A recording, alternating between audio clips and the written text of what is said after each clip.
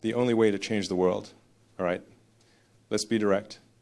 There's a lot of confusion about work. A lot of people talk about balance. They talk about work-life balance. They talk about self-care. They talk about unplugging. I'm here to tell you the truth, a fundamental truth based on physics. The truth is, if you want to change the world, you cannot talk about balance. You have to choose. This is a choice. You can have a balanced, comfortable life. That's fine. You can work 40 hours a week, go home, watch TV, take vacations. Nothing wrong with that. Frankly, it's what most people should do. Or you can change the world. You can create things that didn't exist. You can push humanity forward. You can build an inspiring future. But you cannot have both. A lot of people want new things. They want an exciting future. They want to go to the stars. They want sustainable energy. They want AI to solve our problems. But they don't want to work for it. They want the results of 100 hours of work, but they only want to put in 40 hours. I'm here to tell you, physics doesn't care about your feelings. The universe doesn't give rewards for effort. It doesn't hand out medals for participation. The universe only rewards results, and results require intensity, extraordinary intensity. My philosophy is simple. It's called work super hard. And today, I'm going to explain exactly what that means, why it's necessary, and why anyone who tells you otherwise is selling you a comfortable lie. Shattering the 40-hour illusion, the basic logic of greatness. First, let's address this number, 40 hours. 40 hours a week. Where did this number come from? Is it a law of physics? Is it the optimal number for human creativity? No.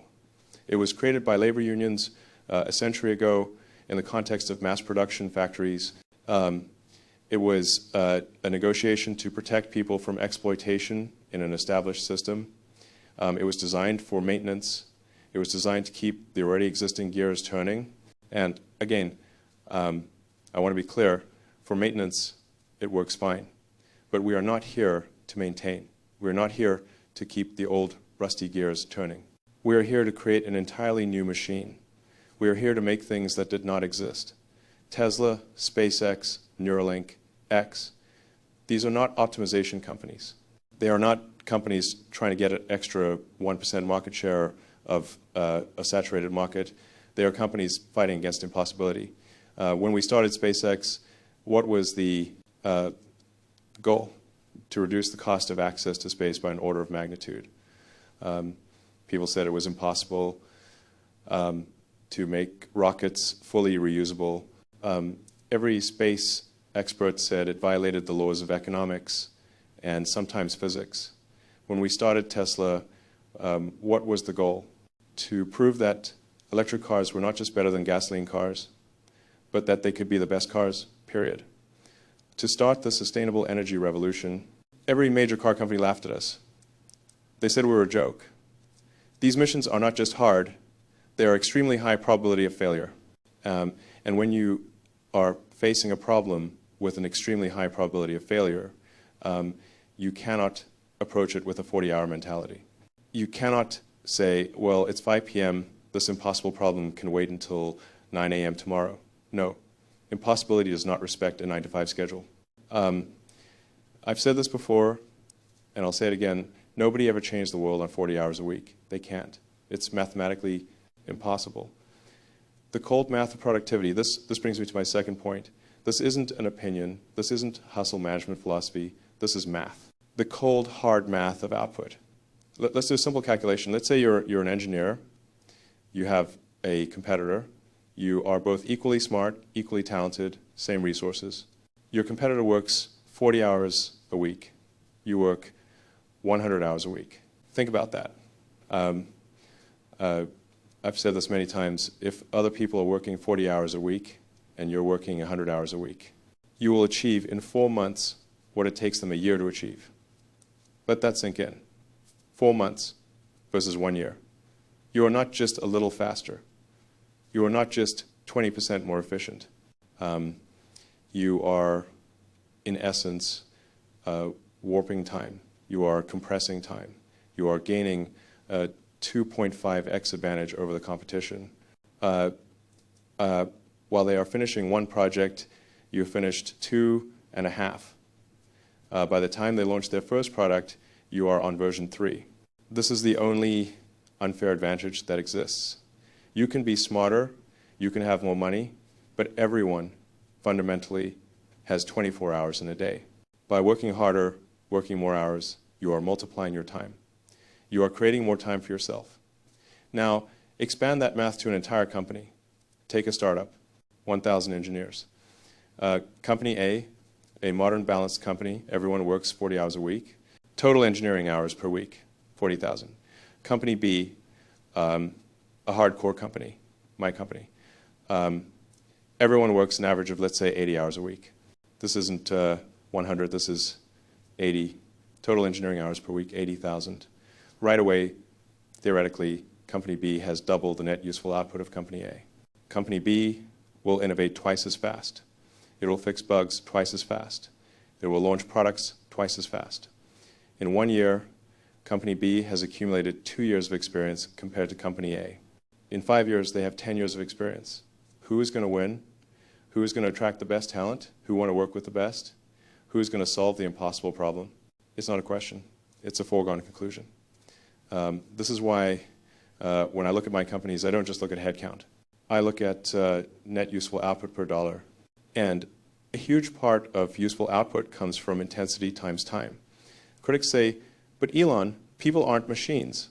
Productivity drops off after a certain point. And you know what? They're right. They're absolutely right. Your personal productivity, your per hour efficiency probably does drop after 50, 60, 70 hours. You will be more tired. You will make more mistakes that you have to fix, no doubt. But here's what they don't understand. They're measuring the wrong variable. The problem isn't optimal productivity per hour of one employee. The problem is total cumulative output and time to goal of the entire mission. Even if your productivity drops by 25% for those last 20 hours you work, you are still generating an extra 15 hours of useful output. And more importantly, your competitor, who went home long ago, is generating 0 hours of output. Their output is 0. I am not optimizing for your comfort. I am not optimizing for per hour efficiency. I am optimizing for speed. I am optimizing for the survival of the species. When you are in a race against climate change, when you are in a race to get consciousness to Mars before some extinction level event on Earth wipes us out, when you are in a race against bankruptcy, which Tesla and SpaceX have faced many times, you don't stop to rest just because you're tired. You don't complain that your productivity dropped from 100% to 80%. You keep running. You keep working. Because the alternative to that isn't balance. The alternative is failure. It is death.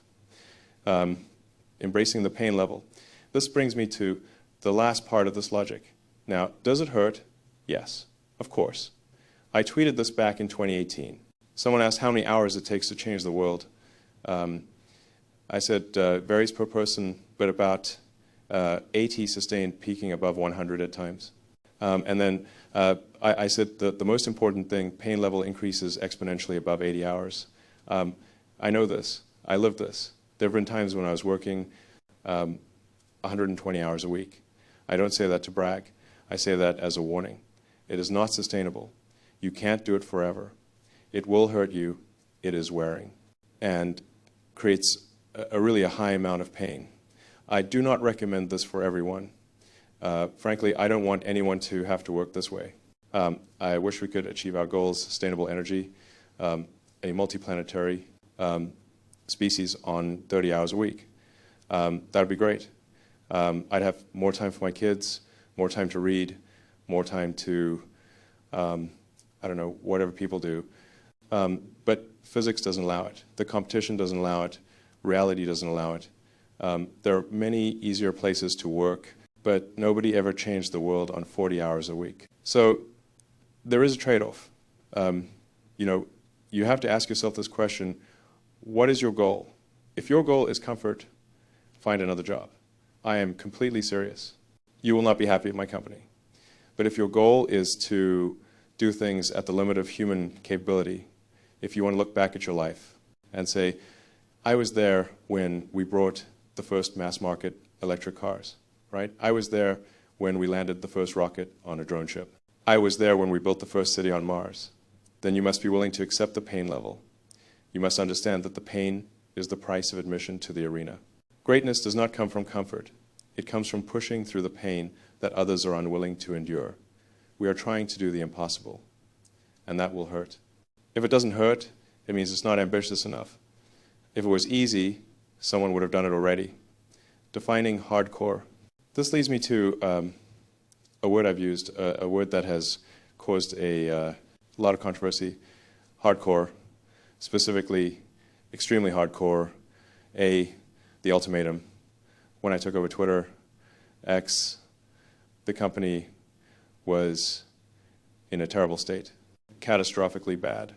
It was on the fast track to bankruptcy, fast. It was losing billions of dollars. The cash burn rate was unacceptable. I had to act fast.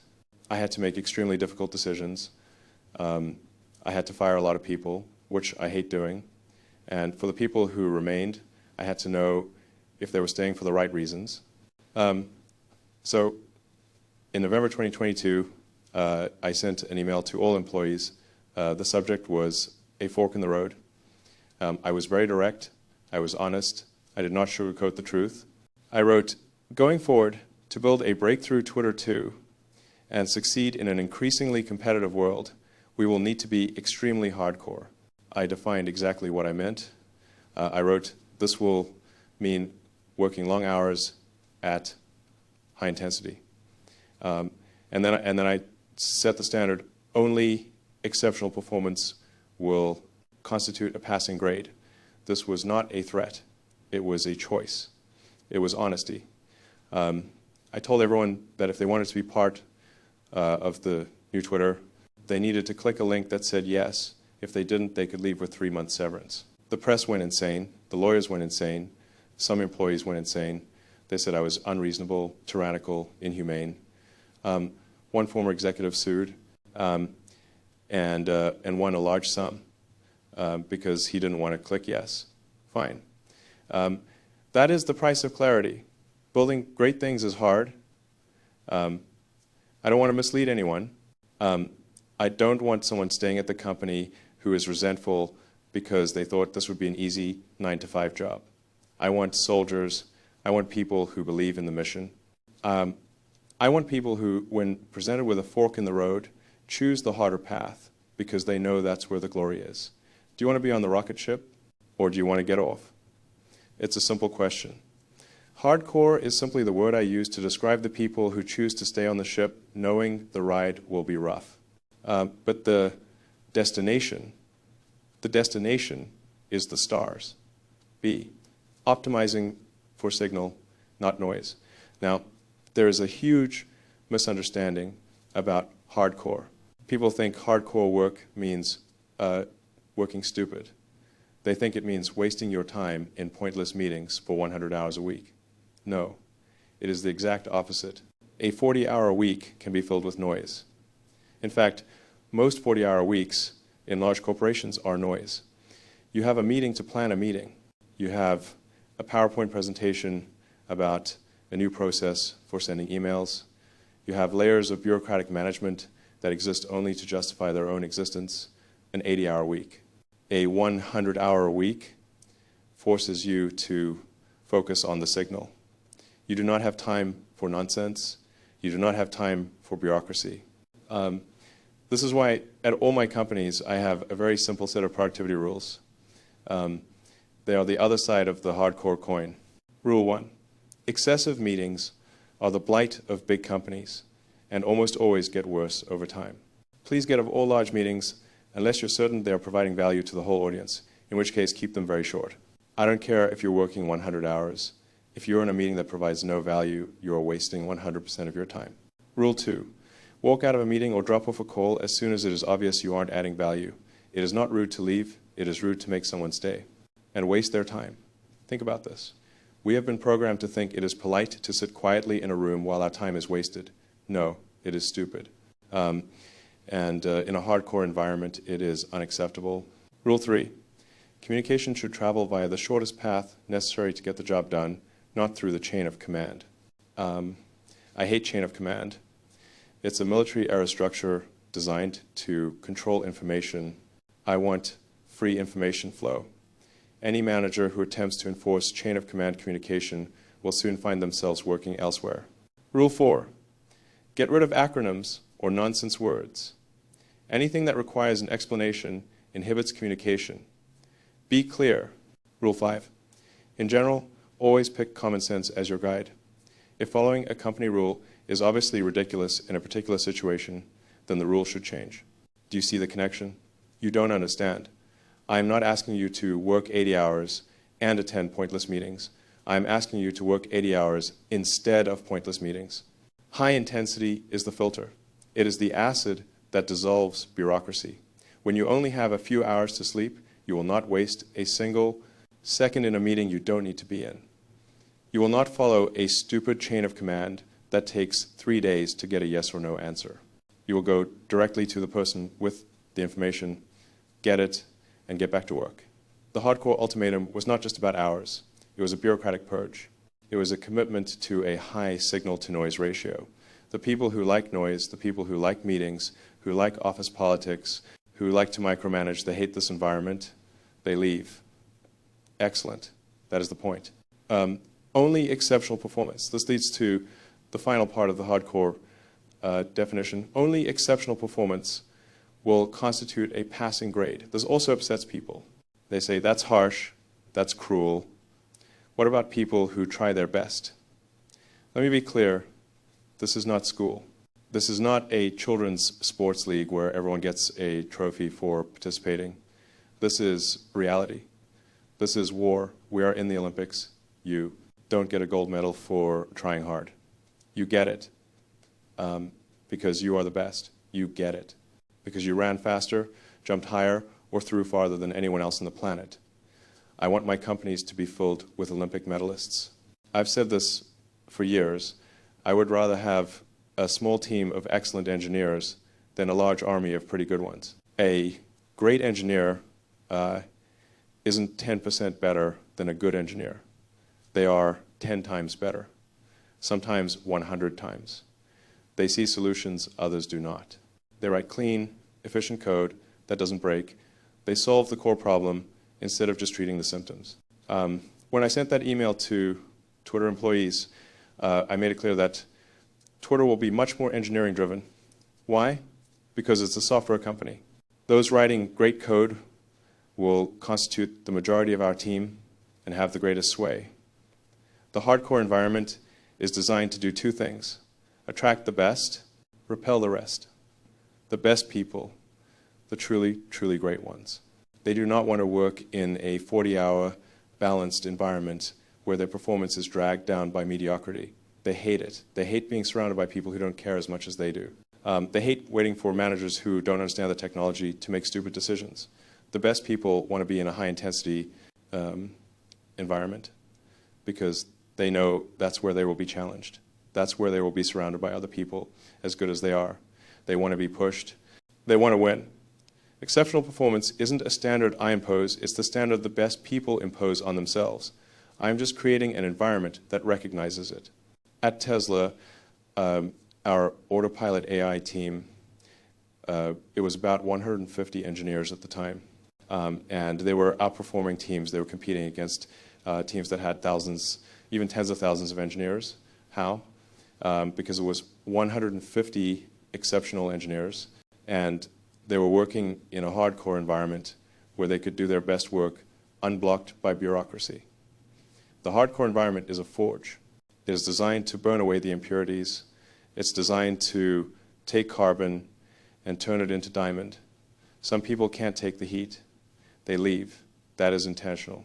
The ones who stay, they are the best. And with them, you can do anything. Leading from the front line. Now, I know what some of you are thinking. Easy for you to say, Elon, you're the CEO, you're the billionaire. You demand 100-hour weeks while you sit on your yacht. A yacht, right. Let me tell you about my yacht. Welcome to production hell in 2017 and 2018. Tesla was in production hell. This is not a metaphor. It was hell. We were trying to ramp up production of the Model 3, the car that would save or kill the company, and it was killing us. Everything that could go wrong did go wrong. Robots failed. The supply chain broke. Parts didn't fit. We were on the verge of bankruptcy. Not maybe bankrupt. We were weeks away from dying. We were bleeding cash at an unbelievable rate. Either we ramped production or we died. So what did I do? Did I lead from a distance? Did I host Zoom meetings from a beach? No. I moved into the factory. I didn't have time to drive home. So I slept on the factory floor right there in a conference room. And then I found that wasn't good enough. I wasn't close enough to the production line. So I pulled a couch into a corner of the Fremont factory, right next to where the worst problems were happening. I famously kept a sleeping bag in a pouch and kept it near the production line so I could be there instantly to solve any bottlenecks. I was there 24/7. I'm not kidding. I would not go home for days at a time. I showered at the factory. I ate at the factory. I slept at the factory. Why? Because that's where the problem was. But more importantly, I wanted my team to see me there.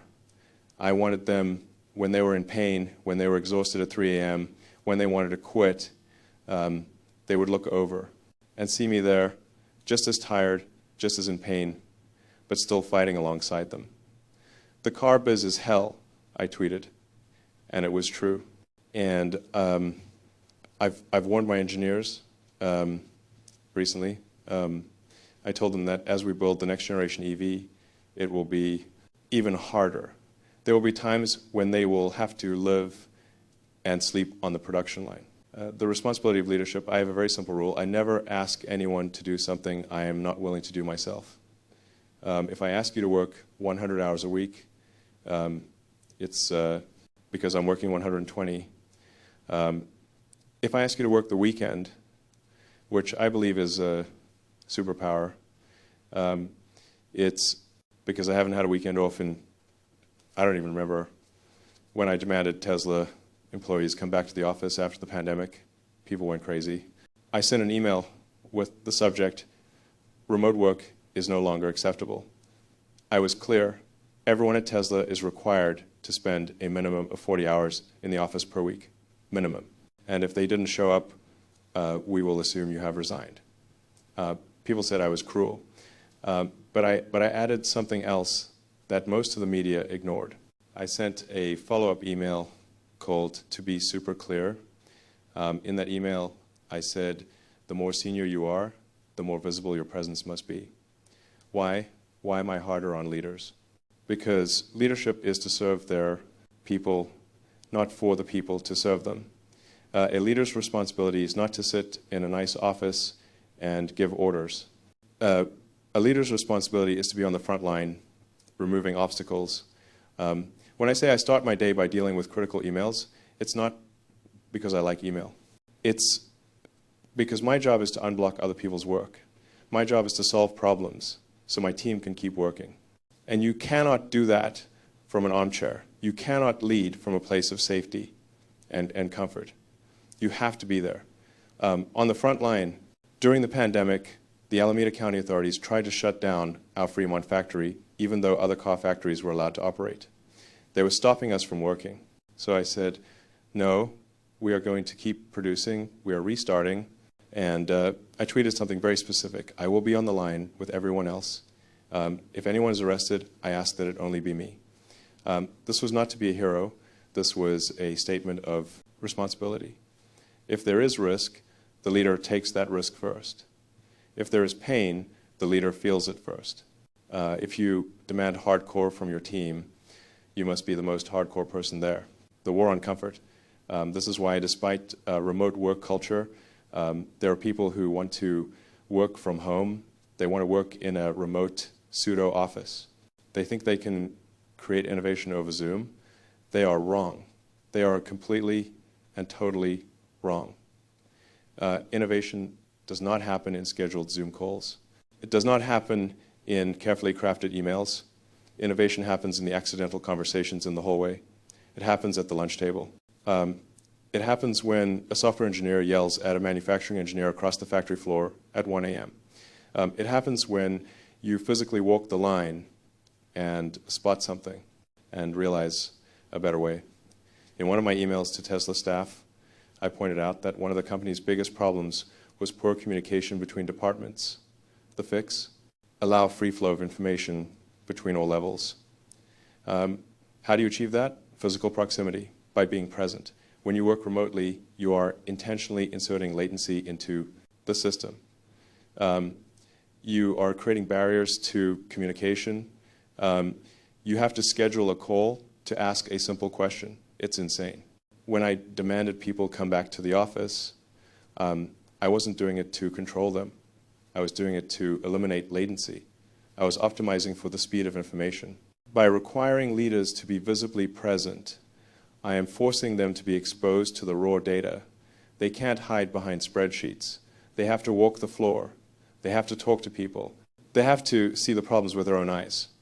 When I slept on the factory floor, I was the ultimate physical expression of breaking the chain of command.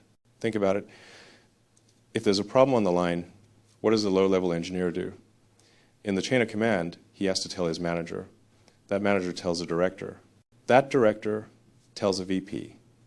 That VP talks to another VP, who talks to a director, who talks to a manager, who talks to the person doing the work. Super dumb things will happen. By the time the solution gets down, it's been 3 weeks. But when I'm sleeping on that couch, that engineer can just walk over to me at 3 a.m., wake me up, and say, Elon, this stupid machine isn't working. And I can get up, walk over, and make a decision instantly. I became the shortest information path I could spot and fix problems in minutes instead of weeks over email. The global race and complacency. Now let's talk about the bigger picture. Why am I pushing so hard? Why can't I just relax? The enemy is complacency, not burnout. The press loves to talk about hustle culture and burnout. They worry that people are working too hard. Let me tell you what I worry about. I worry about complacency. The real danger to Western civilization is not hustle culture. The real danger is complacency.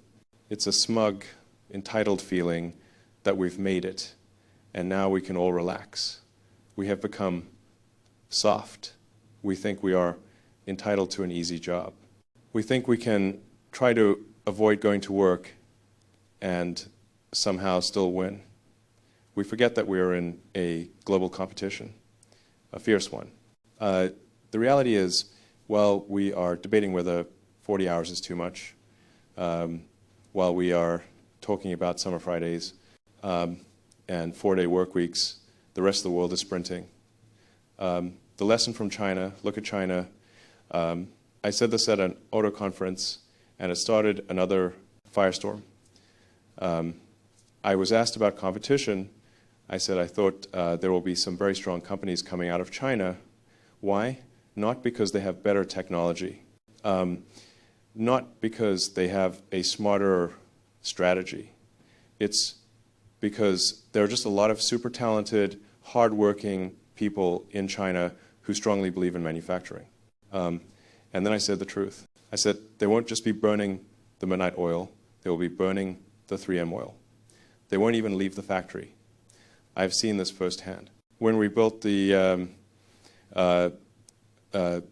Gigafactory in Shanghai, the speed was unbelievable. People worked tirelessly. Meanwhile, in America, what did I say? I said, in America, people are trying to avoid going to work at all. People went crazy. They said I was praising slave labor. They said I was wanting a dictatorship. No, I am stating a fact. I am providing a data point.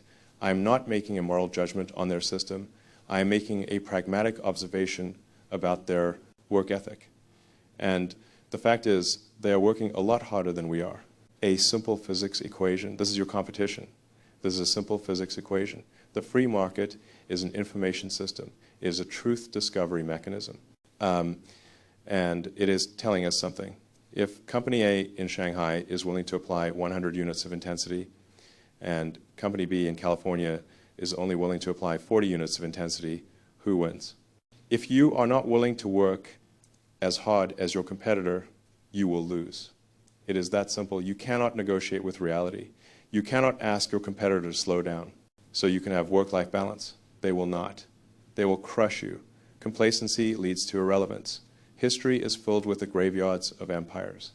And companies that were once dominant, but then became fat, lazy, and complacent. They thought they could rest on their laurels. And they were overtaken by someone hungrier who worked harder. So when I demand hardcore, I'm not just doing it because I'm a workaholic. I am doing it because I am looking at the global playing field and I see what is coming. I'm trying to save us from our own complacency. I am trying to ensure that the future is built by people who value freedom and democracy, not the alternative. But you cannot defend those values with a 40-hour work week when your adversary is working 100. You have to fight, and that means you have to work. The ultimate mission, this brings me to my final point, and it's the most important one. Why? Why do any of this? Why suffer the pain level? Why sleep on the factory floor? Why fight with politicians and the press and the short sellers? If this was just about money, I could have retired a long time ago after selling PayPal. I had enough money for many lifetimes. This is not about money. This is not about a stock price. This is about the future. The flame of consciousness, I look at the universe and I see a terrifying silence, billions of galaxies, trillions of stars, and so far we are the only sign of consciousness we know of. Life is rare. Intelligent technological consciousness is even rarer. It may exist only here on this dust mote suspended in a sunbeam. To me, that means we have a duty, a sacred obligation. Our duty is to protect that fragile flame of consciousness, to ensure it does not get extinguished. And that means we must solve the two biggest problems we face. One, we must solve sustainable energy here on Earth.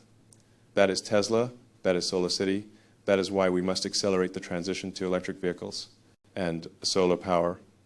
It is a race against climate change.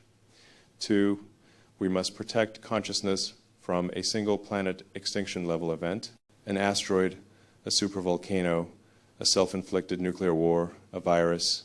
There are many ways Earth could end. The only solution for that is to make humanity a multiplanetary species. That is SpaceX. That is why we must go to Mars. Not because it's cool, not because it's an adventure, but because it is a biological imperative. It is the life insurance policy for the species. We want to build a self-sustaining city on Mars, and we want to do it while we still can. This is what drives me. This is why I work. I want to make the future exciting. I want a future that you look forward to, not one you feel sad about, and a future where we are trapped on one planet, waiting for disaster while burning fossil fuels. That is a sad future.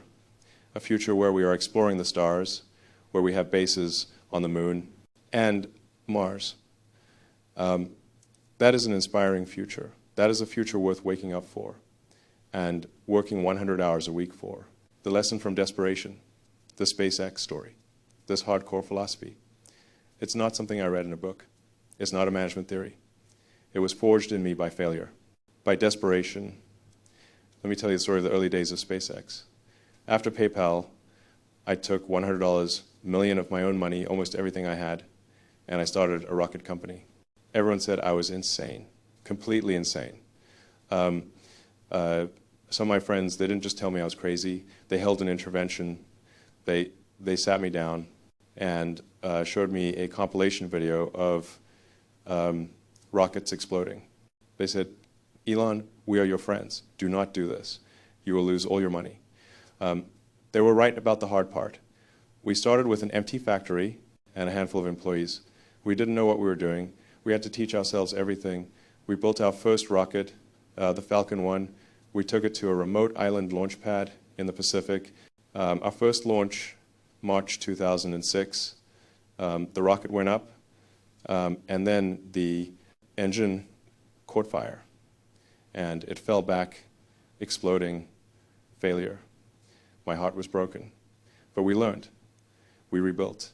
Second launch, a year later, March 2007, got higher, and then it oscillated out of control and failed again. This time, the pain was greater, the money was running out. Third launch, August 2008, we'd made so many changes. We put everything we had into it. The rocket went up, beautiful. Stage 1, separation, perfect. And then problem with the second stage and failure, 3 failures in a row. I cannot describe to you what that felt like. It was the most painful thing.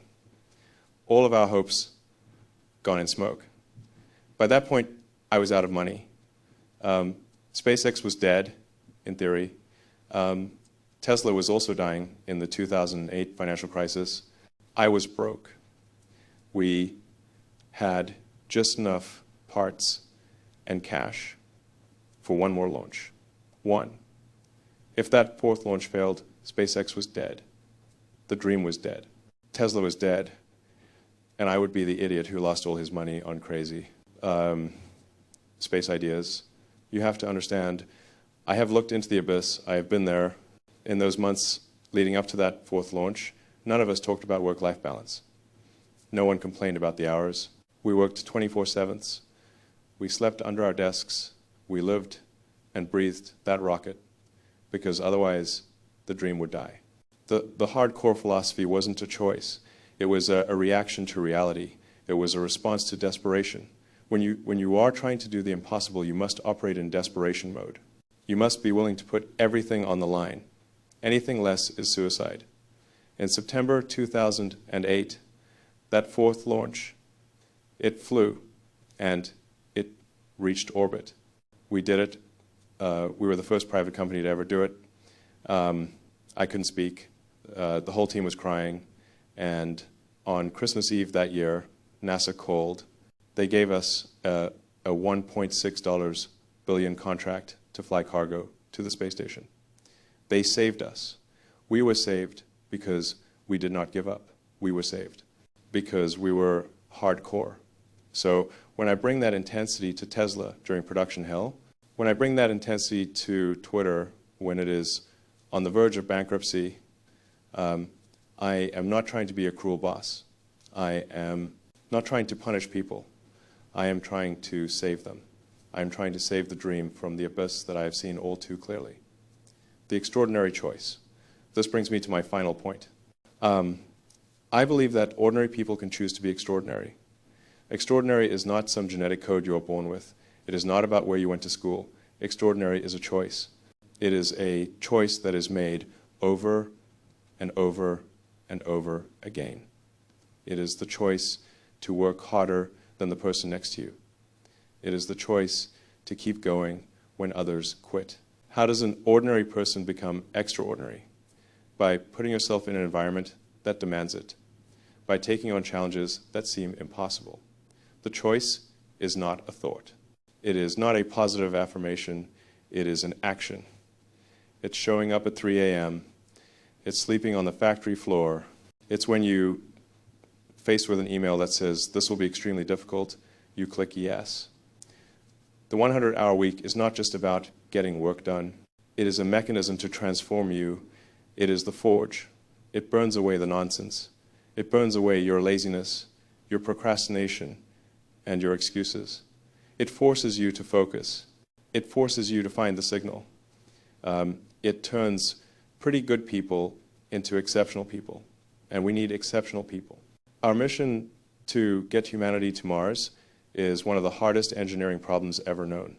We cannot do it with a half-hearted effort. We cannot do it with pretty good people. We need the best, and we need them giving it their conclusion, the call to action. So here's the deal. I am not asking you to do this. I'm not asking you to like this. The world is full of 4 0-hour-a-week companies, millions of them.